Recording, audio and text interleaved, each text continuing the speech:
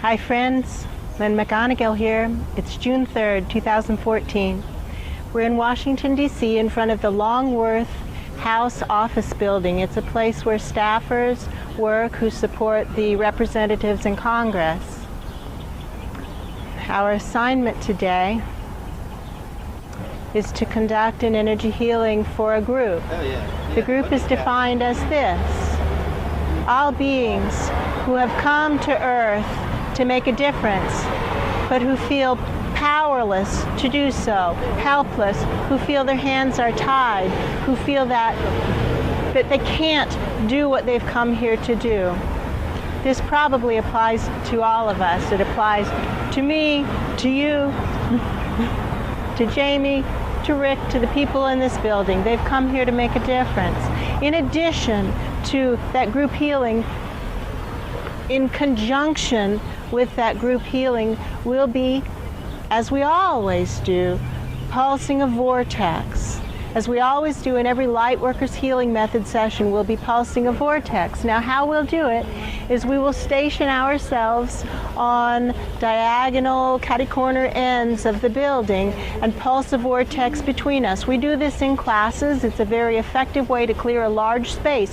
Have two people post themselves on opposite ends of the large space and pulse the vortex between them.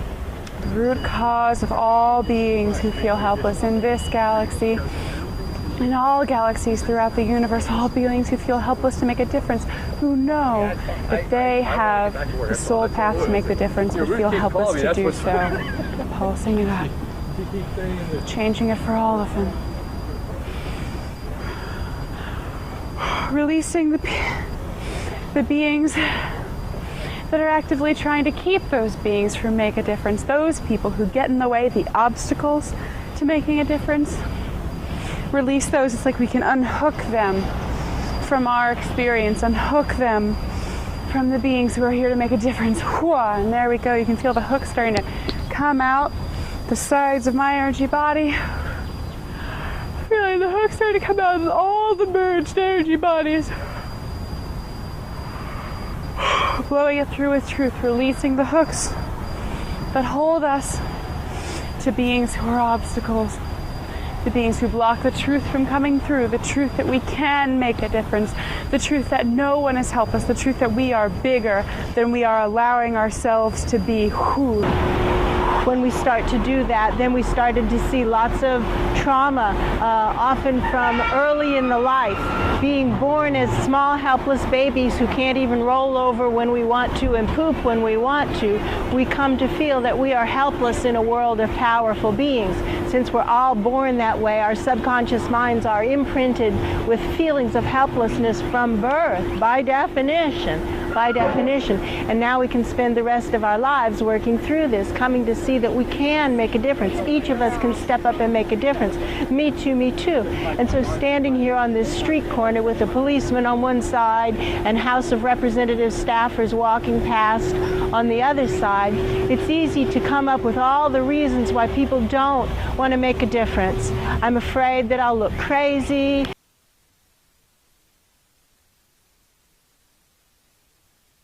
I'm afraid that people will think I'm just being ridiculous or insane or foolish. I'm afraid of looking foolish. I'm afraid of not looking good. What if I'm doing it wrong? What if this isn't what I'm supposed to be doing anyway? I'll just go along with the status quo. I'll look around at the other people and surely they'll know what to do. Well, friends, I can tell you from teaching Lightworkers Healing Method classes for 5 years that students looking at each other mess each other up. Copying someone who doesn't know how to do what we're trying to do doesn't make any sense. And so here we are, born into the physical dimension, trying to awaken. Copying other people around us doesn't make any sense. Putting our focus up to the higher dimensions is the only way to go. And so in doing this healing, for this last however long period of time it's been, drawing these issues up, right up through my own spine, up and out, pulsing this vortex and clearing these issues, these feelings of I want to make a difference, and I don't know how to do it. And so I'm going to look around me for cues and clues of how to do it. And this course messes us up. So clearing that, it's like a cork in a bottle, like pulling that cork out.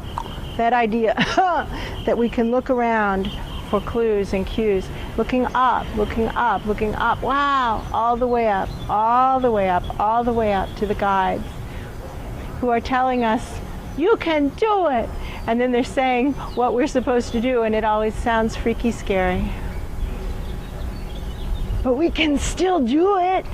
We can. It's true. Our actions count. It feels better.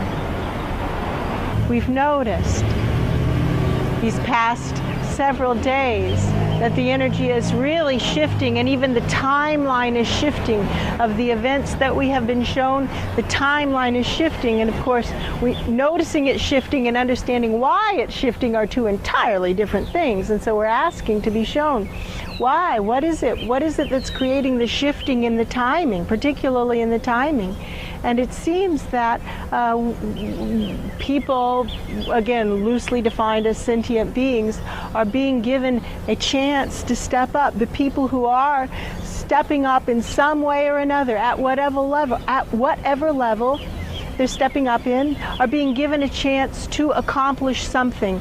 That, let's see how much they can do before we flip the switch, so to speak. The switch is still going to be flipped, but the better, incorrect, the more of a difference we can make before the switch is flipped, the better it is for all of us. And so we notice we're being given a little bit more time, and that's a beautiful blessing. It's a beautiful blessing, and we're grateful to be given the time. But the attitude is of a runner, on your mark, get set. We're grateful to be given the time, but we're not, we're using that time. Use the time. Go for it right now. Use it, use it, use it. Not wasting the time. We're being given time for one more lap around the track. This doesn't mean sit down, put your feet up. It means run once more around the track. Maybe we can make it around the track once more.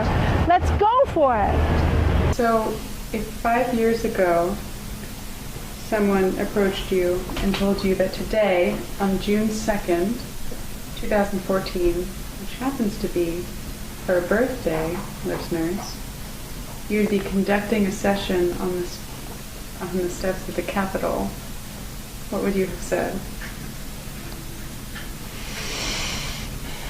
Well, I think it would in large part depend on who said that to me. It's a good question. It's very possible that higher dimension beings were saying that, They could have been saying that way back then. There was a lot more fear present back then.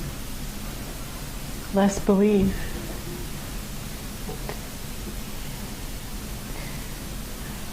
Less belief. I think about something that happened a year and a half ago in a higher level class. It was when the assignment was given to me to start to highlight this issue of fakery. But I guess I didn't want to hear that assignment. I didn't want to hear it. It was in the higher level class, and we were in the Tampa Sheraton.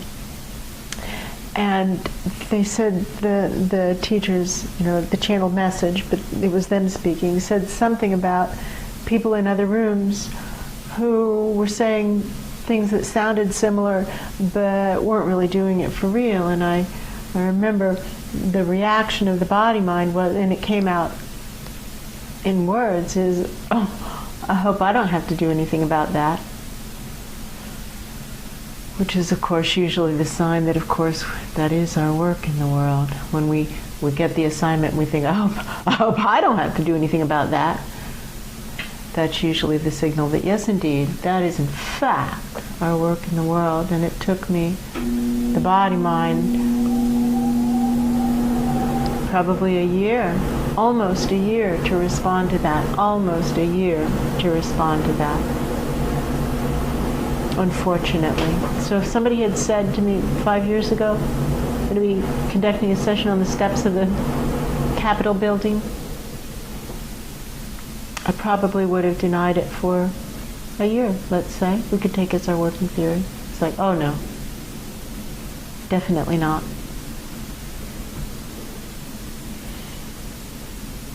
What would you have said if someone asked you that question? I would have said that that is absolutely not part of me.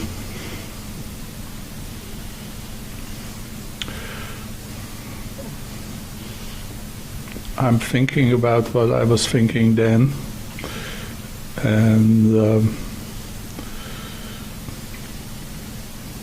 that would simply not be part of me, no.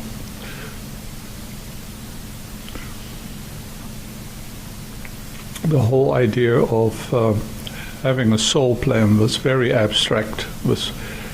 I know the guides were working on it, having me understand it, but now it is not so abstract, but very scary, very, very, very scary. Petrifying scary.